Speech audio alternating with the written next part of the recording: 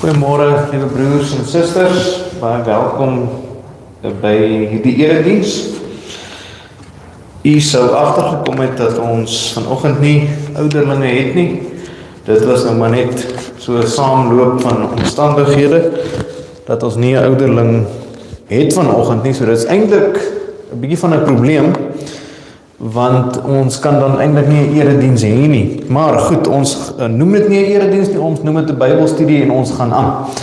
Ek wil die volgende aan u voorhou van die kant van die kerkraad, afkondigings. Daar sal vanoggend deurkollekte wees. Dit is ten bate van die diens van barmhartigheid. Dan sal u sien dat volgende Sondag, die 7de Julie, is dit nagmaal.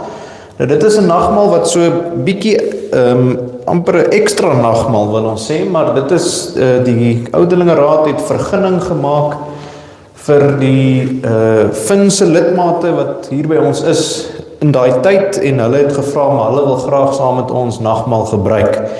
En ons het gesê, maar dit sal vir ons 'n groot voorreg wees en dit sal vir ons goed wees. So het ons gesê, maar ons wil dan die 7de Julie nagmaal hê, sodat ons saam met hulle nagmaal kan vier. So dit is dan nou volgende naweek, volgende Sondag. Dan by lief en leed wil ons voorhou vir Anina Streicher wat siek is, natuurlik ook vir Nandi en Johan. Ek was by haar gewees in die hospitaal vroeër in die week, maar ons hou vir hulle in ons gebede. Dan verjaarsdag, die 1 Julie is Stefanie Swarts en die 6de Julie is dan die Adrie van der Merwe. Baie geluk met Tannie se verjaarsdag, mag die Here vir Tannie seën en mag julle 'n mooi jaar ervaar.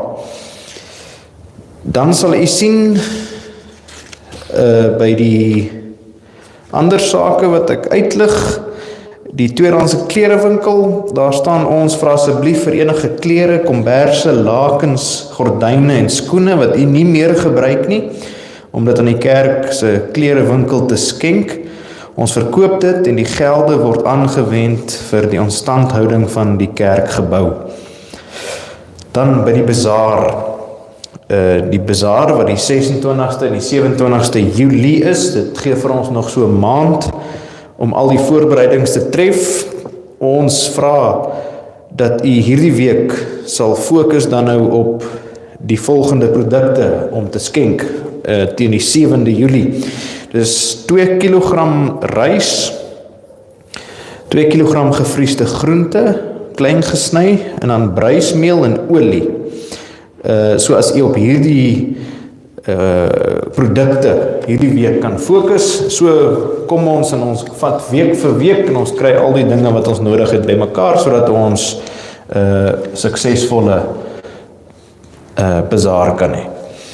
Liewe gemeente, ons voorsang, is ons klaar met die voorsang? Ons is klaar met die voorsang, kom ons sit net so, dan word ons stil voor die Here.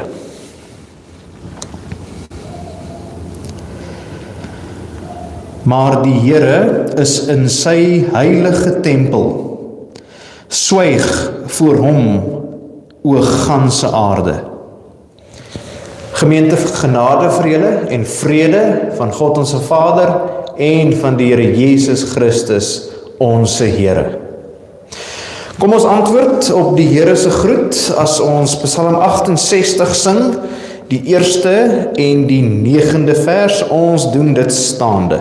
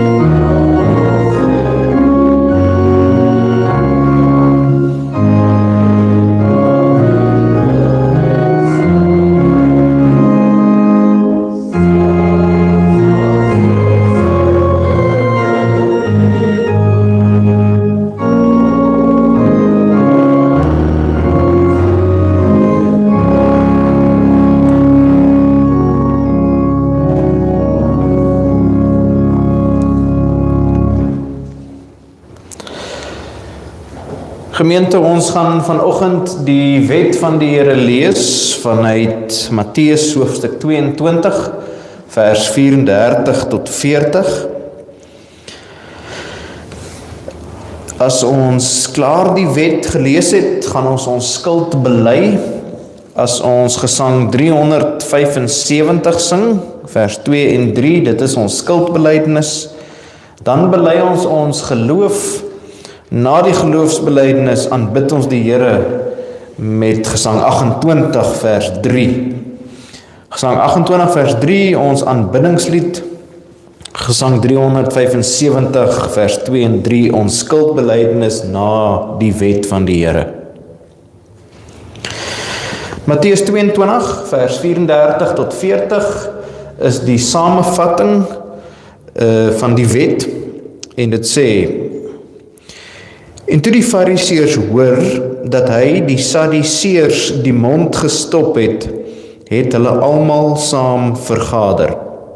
En een van hulle, 'n wetgeleerde, het 'n vraag gestel om hom te versoek en gesê: Meester, wat is die groot gebod in die wet? En Jesus antwoord hom: Jy moet die Here jou God lief hê met jou hele hart en met jou hele siel en met jou hele verstand. Dit is die eerste en groot gebod. En die tweede wat hiermee gelyk staan: Jy moet jou naaste lief hê soos jouself. Aan hierdie twee gebooie hang die hele wet en die profete. Liewe gemeente, ons staan vanoggend skuldig voor die Here. Ons skiet tekort as dit kom by die liefde tot God, ons skiet tekort. Liefde tot ons naaste, ons skiet tekort. Ons moet ons skuld voor die Here vanoggend bely. Kom ons doen dit. As ons gesang 375 sing, ons sing vers 2 en vers 3, ons doen dit staande, ons bly staan vir die geloofsbelydenis en die aanbiddingslied daarna.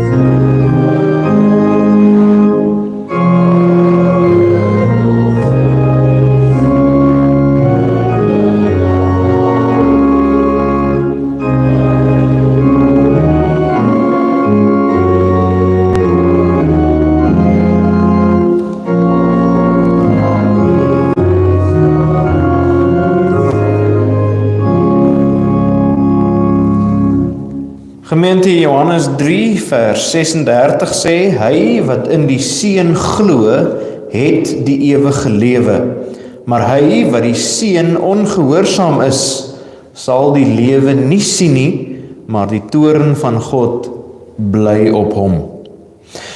Kom ons bely vanoggend ons geloof, ons doen dit in die woorde van die 12 artikels en elkeen spreek die woorde in u hart na. Ek glo in God die Vader, die Almagtige, die Skepper van hemel en aarde, en in Jesus Christus, sy eniggebore Seun, onse Here, wat ontvang is van die Heilige Gees, gebore uit die maagd Maria, wat gelei het onder Pontius Pilatus, gekruisig, gestorwe en begrawe is, en ter helle neergedaal het, wat op die 3de dag weer opgestaan het uit die dode, opgevaar het na die hemel en sit aan die regterhand van God, die Almagtige Vader, van waar hy sal kom om te oordeel die lewende en die dode. Ek glo in die Heilige Gees. Ek glo aan 'n heilige, algemene, Christelike kerk, die gemeenskap van die heiliges, die vergewing van sondes, die wederopstanding van die vlees en 'n ewige lewe. Amen.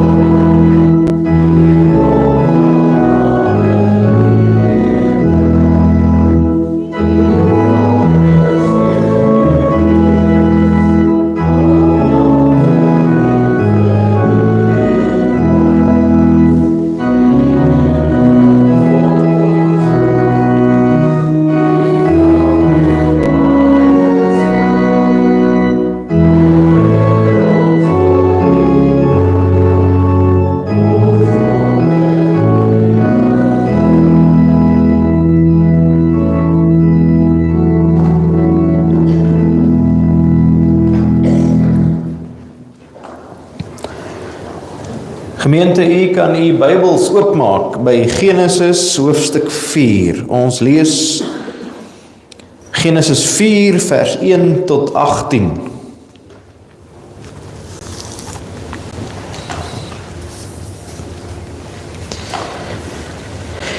Genesis 4 vers 1 tot 18.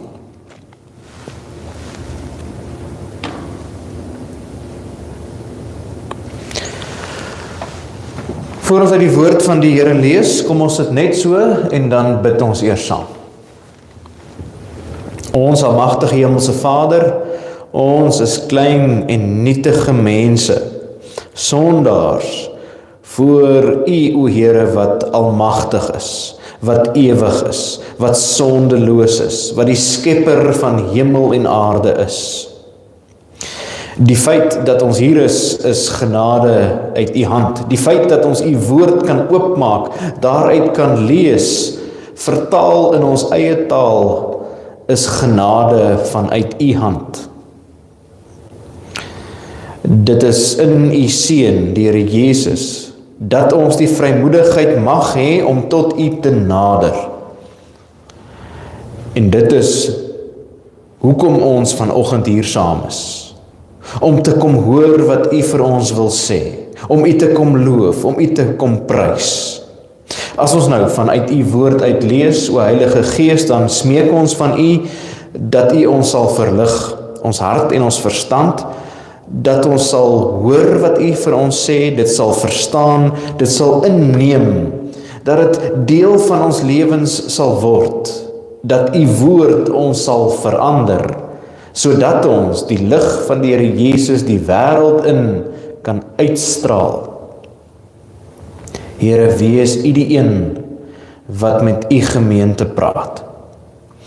Hierdie dinge vra ons in die naam van ons Verlosser, die Here Jesus Christus. Amen.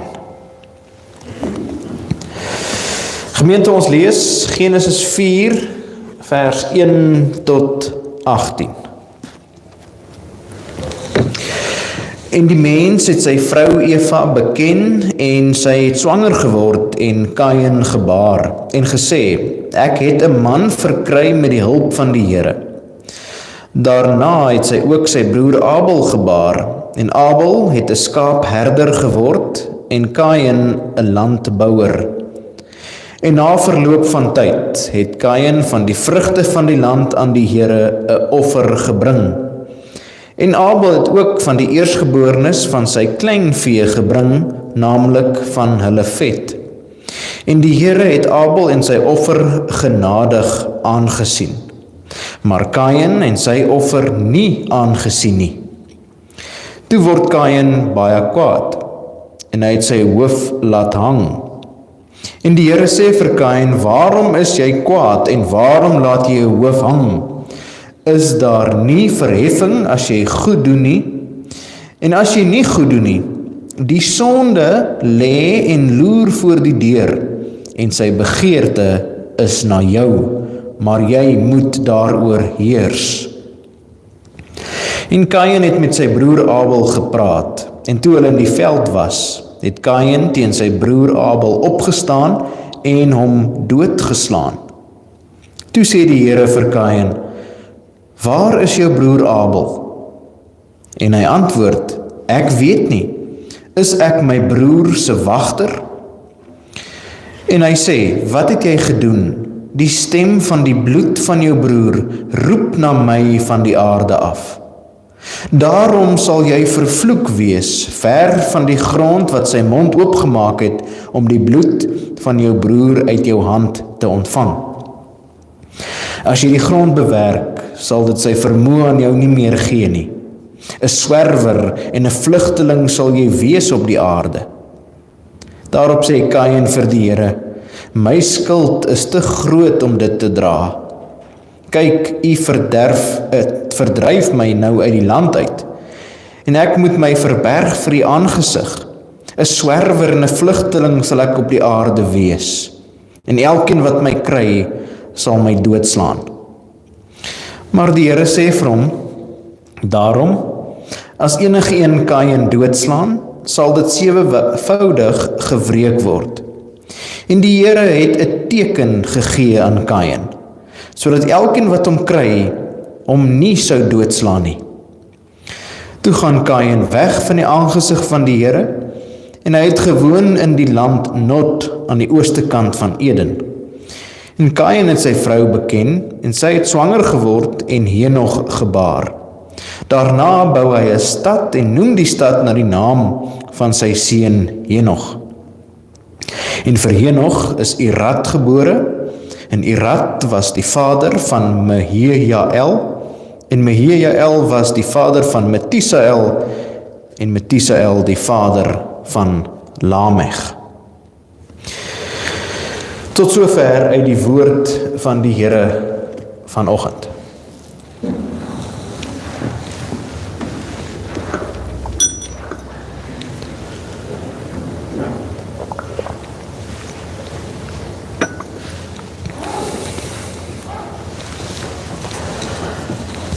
Geliefdes van die Here Jesus Christus, wie van ons weet verseker, sonder enige twyfel, en wie van ons kan sê, ek het die ewige lewe? Kan ons dit werklik vanoggend sê, sonder om eers in die geringste daaroor te wonder? Die meeste van ons, baie van ons, sommige van ons hoop dat ons miskien gered is, of miskien gered sal word, maar ons weet dit nie verseker nie. Eindelik sal ons maar moet wag en sien. Die ewige lewe is nie iets wat 'n mens kan verdien nie. Is ook nie iets wat ons self kan bereik nie. En dit is beslis nie iets wat vanselfsprekend is nie. Die Here het vir Adam en Eva gesê, die dag as jy van daardie boom se vrugte eet, dan sterf jy. En daardie beginsel geld vandag nog vir ons.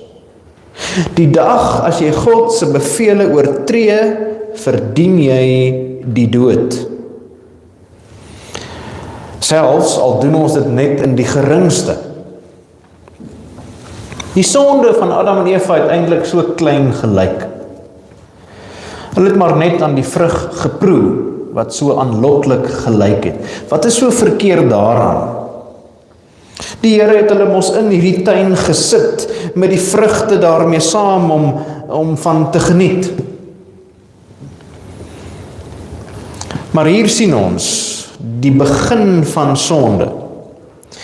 En hoe dat hierdie kringe al hoe verder uitkring na die res van die lewe en hoe dat hierdie rippelings op die poel van die lewe sigbaar word en uitkring en groter word. So Adam en Eva eet van die verbode vrugte en dan 'n paar jaar daarna dan pleeg hulle oudste seun die eerste moord.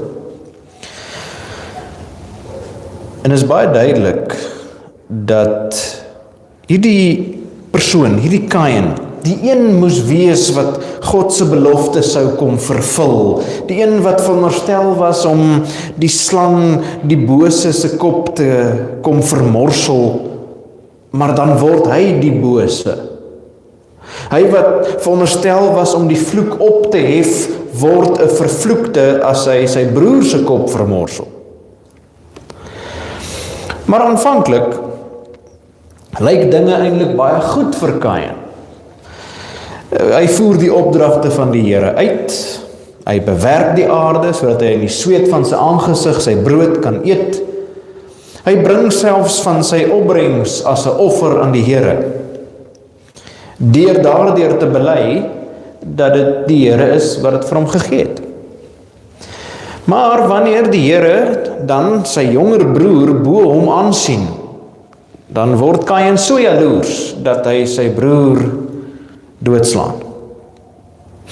En hoe Kain geweet het dat sy offer nie ontvanklik was nie, is nie vir ons duidelik nie. Maar daar's 'n gedeelte in die woord van die Here wat vir ons 'n leidraad gee. Hebreërs 11 sê dat Abel deur die geloof 'n beter offer as Kain gebring het. So dis Hebreërs 11 se antwoord, dat Abel deur die geloof 'n beter offer as Kain gebring het. Kain bring egter die werk van sy hande, en dis asof daar 'n verskil is tussen hierdie offers. Die een wat Abel bring is rein, is opreg. Die een wat Kain bring is amper om te sê, kyk wat doen ek, dit is wat ek vir u bring, ek is baie oulik, en dit is wat ek vir u bring. En omdat ek dit vir u bring, moet u my seën. God skuld my iets, omdat ek so goed is. In God se groot genade, kom soek hy vir Kain op voordat dinge te ver gaan. Maar vir Kain is dit eintlik al klaar te laat. God waarsku hom, en hy probeer hom terugtrek, en hy probeer hom regryk, maar Kain wil nie luister nie. En hy slaan sy broer dood. En op daardie oomblik is hy maar net so sleg soos sy ouers. Hy probeer om God self te wees. Adam en Eva wou besluit wat reg en verkeerd is. Hulle wil die besluit maak wat reg en verkeerd is. Kain wil besluit oor lewe en dood. Hierdie is besluite wat net God kan maak. God besluit wat is reg en verkeerd. Ek en jy val daarby in. God is die een wat lewe gee. God is die een wat lewe neem.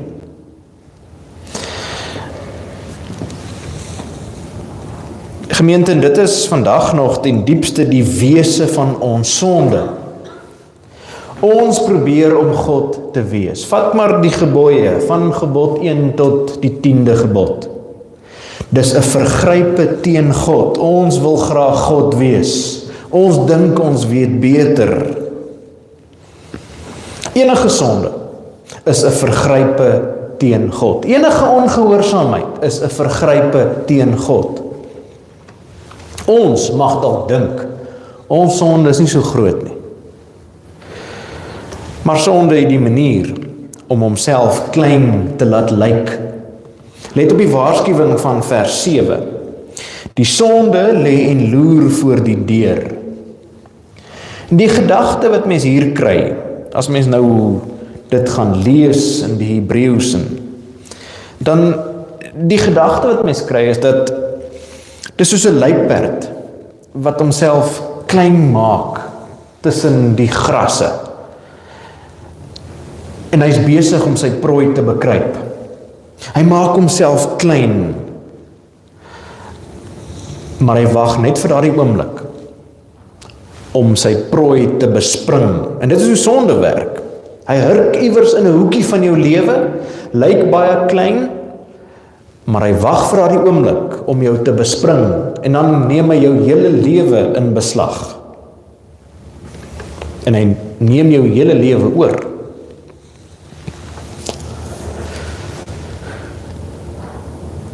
Soos Adam en Eva wil ons ook besluit wat reg en verkeerd is.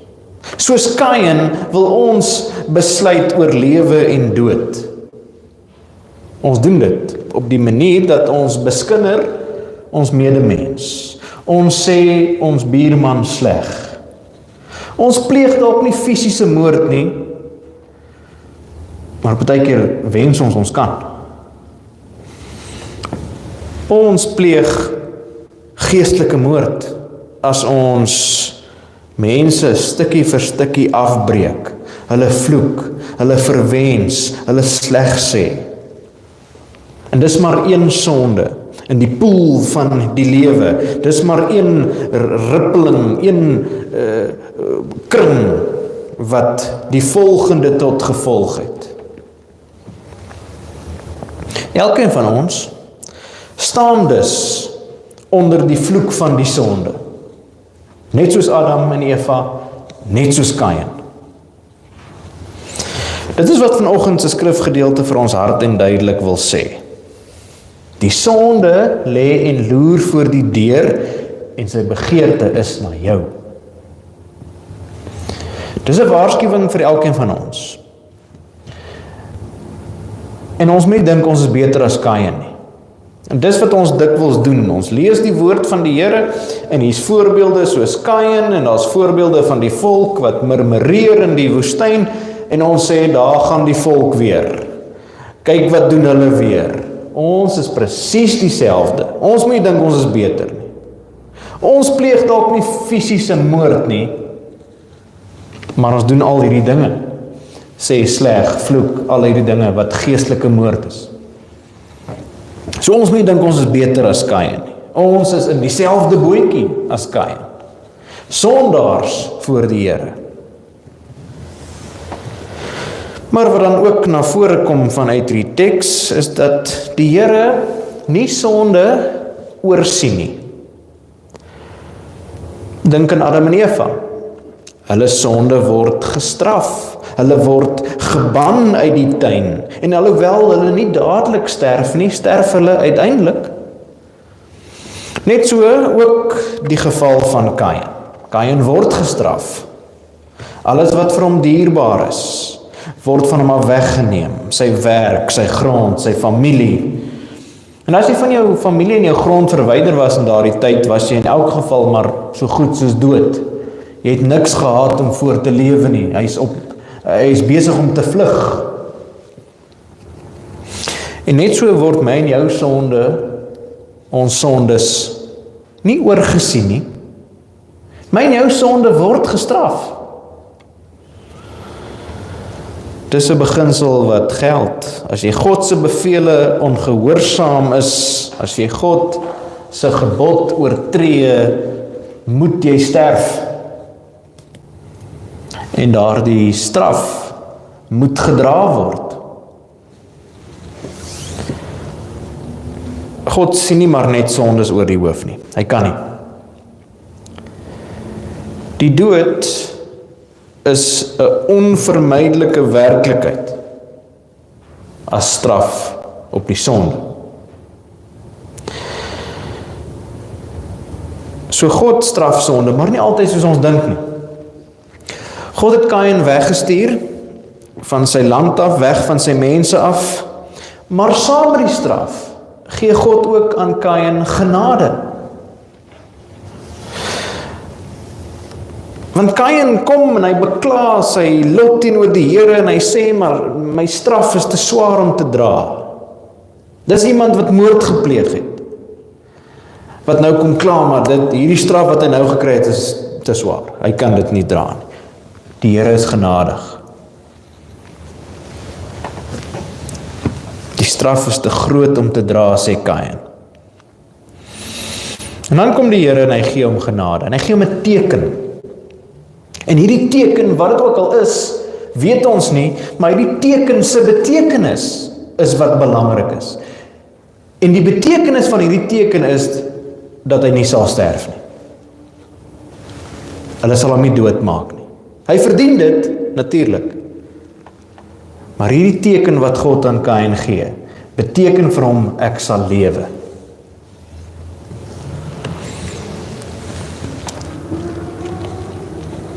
Liewe broer en suster, vir my en jou, is daar ook so 'n teken. Die Here stuur die Messias, die Christus, die gesalfde, wat die slang se kop finaal sou kom vermorsel deur aan 'n kruis te sterf. Hy dra die straf van ons sondes as hy op die kruis hang.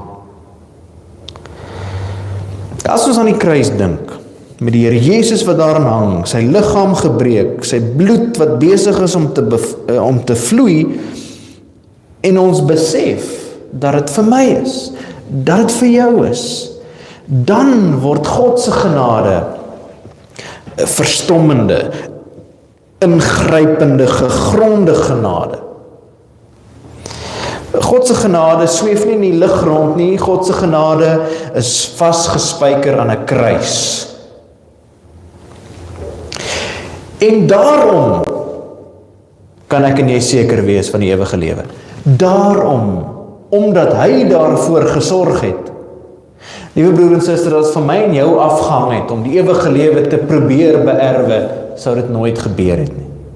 Want ons is Kains, skuldig voor die Here. Maar omdat hy daarvoor gesorg het, kan ons seker wees. En hy gee vir ons die teken, en die teken is die kruis van die Here Jesus. En dit beteken vir my en jou verlossing. Hy gee vir ons die teken van die kruis. Gemeente, daar's baie dinge in hierdie lewe waaroor ons onseker is. Daar's baie dinge waaraan ons twyfel. Maar vir 'n kind van die Here is die ewige lewe nie een van hulle nie. Ons twyfel nie daaraan nie, want ons het die teken, die kruis van die Here Jesus. Die kruis is vir ons die teken en die waarborg van God se genade vir sondaar mense, soos Kain, soos ek en jy. Amen. Kom ons bid saam.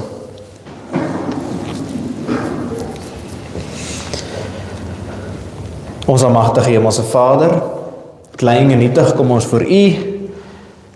As ons hierdie gedeelte lees, dan is daar 'n klomp emosies wat by ons opgeroer word, dalk een van woede, dalk een van hartseer. Maar Here, baie vinnig besef ons dat ons maar ook Kains is. Dat ons voor U skuldig staan. Dat ons doemwaardig is. Dat ons eintlik reguit op pad hel toe moet wees. Maar omdat U gesorg het, is ons nou op 'n ander pad. Ons is op pad na die ewige lewe. Nie omdat ons dit verdien nie. Nie omdat ons oulik is, of omdat ons iets gebring het, wat U van plan laat verander het nie. Maar U het daarvoor gesorg. U seun deur die Jesus wat aan die kruis sterf, daardie kruis wat vir ons die teken is, die waarborg is. Ons het verlossing in Jesus naam. En omdat ons verlos is, nou leef ons dankbaar. In elke fyn detail van ons lewe wil ons graag aan U dankbaarheid bewys. En daarom streef ek daarna om U wet te onderhou. Daarom streef ek daarna om U woord te bestudeer en dit op my lewe van toepassing te maak.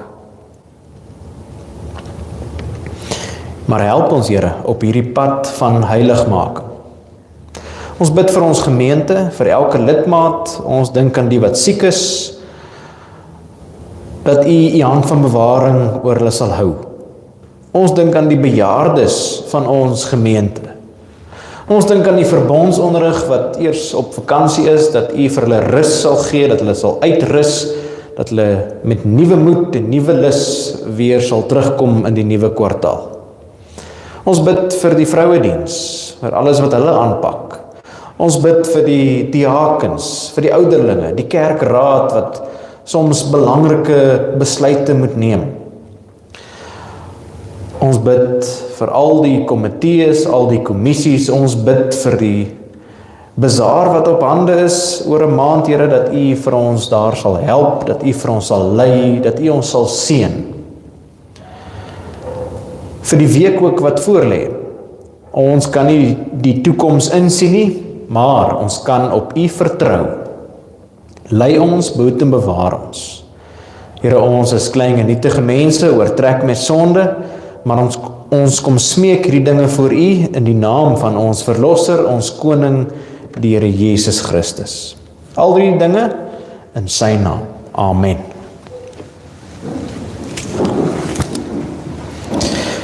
Gemeente, daar sal nou die geleentheid wees om die Here te dien met U offergawes.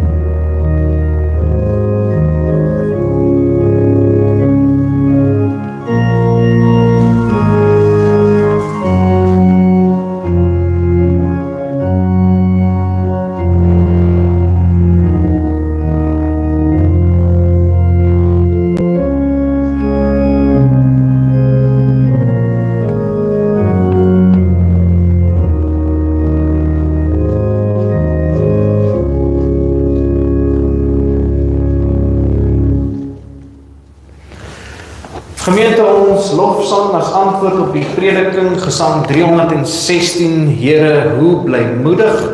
Kom ons staan, ons sluit ons af as ons al drie die verse van Gesang 316 sing.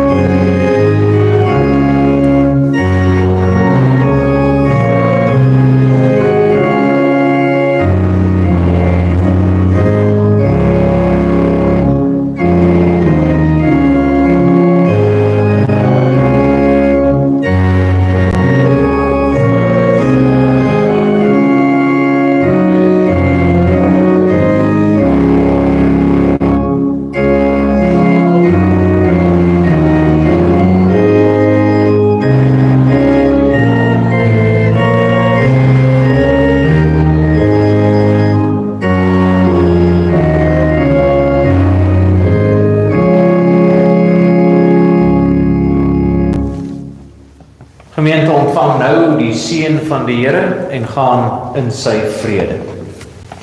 Die Here sal jou seën en jou behoed.